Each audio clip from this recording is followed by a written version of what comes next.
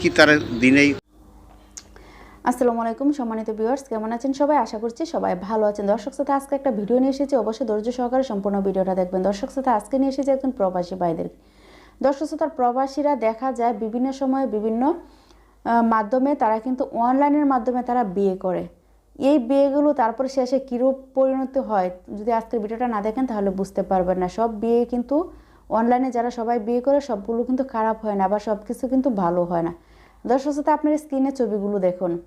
এই ছবিটার মহিলাটা সে একজন প্রবাসীকে বিয়ে করেছে। প্রবাসী ভাইটা তার বৃদ্ধ মাকে দেখার জন্য সে বিয়ে করেছিল, কারণ সে এখন আসতে পারবে না। তার জন্য মনে করেছিল যদি আমি একটা মেয়েকে বিয়ে করি তাহলে হয়তো আমার মাকে দেখাশোনার একটা বার হবে। তার জন্য কিন্তু সে বিয়ে করেছিল শুধু তার মায়ের জন্য, তার মাকে দেখাশোনা করার জন্য। কিন্তু সেই স্ত্রী কি করলো, তার কাছে বিয়ে বসে তার কাছ থেকে মানে যা কিছু ছিল সব কিছু খেয়ে চেটে পুটে তারপর তাকে ছেড়ে দিল।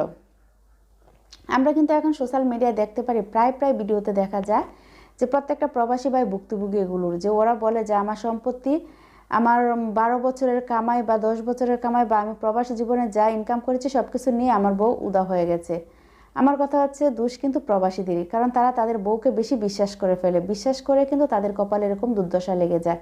তো দর্শক শ্রোতা, আজকের ভিডিওটা দেখে আসুন যে প্রবাসী ভাইটা সে তার স্ত্রীর জন্য কী না করেছে, আর সেই স্ত্রী অন্য একটা ছেলের সাথে চলে গেছে। তো চলুন আমরা ভিডিওটা দেখে আসি। তো ভিডিওটা যাবার আগে আপনাদের কাছে একটা কথাই বলবো, যারা আপনারা প্রবাসে থেকে বিয়ে করেন বা আপনারা নিজের স্ত্রী রেখে প্রবাসে যান, তারা স্ত্রীকে টাকা পয়সা দেন, সীমিত আকারে দিবেন, ঠিক আছে? যাতে একটা স্ত্রী চলে যাবার পরে আপনাদের কাঁদতে না হয় যে সেও গেছে, আপনাদের যা ছিল জীবনের সম্বলটুকু সে নিয়ে গেছে, এটা যাতে আপনাদের না বলতে হয়। তার জন্য আপনারা নিজেরা সতর্ক হয়ে যাবেন। তো যাই হোক দর্শক শ্রোতা, আমি আর বেশি কথা বলবো না, চলুন ভিডিওতে চলে যাই।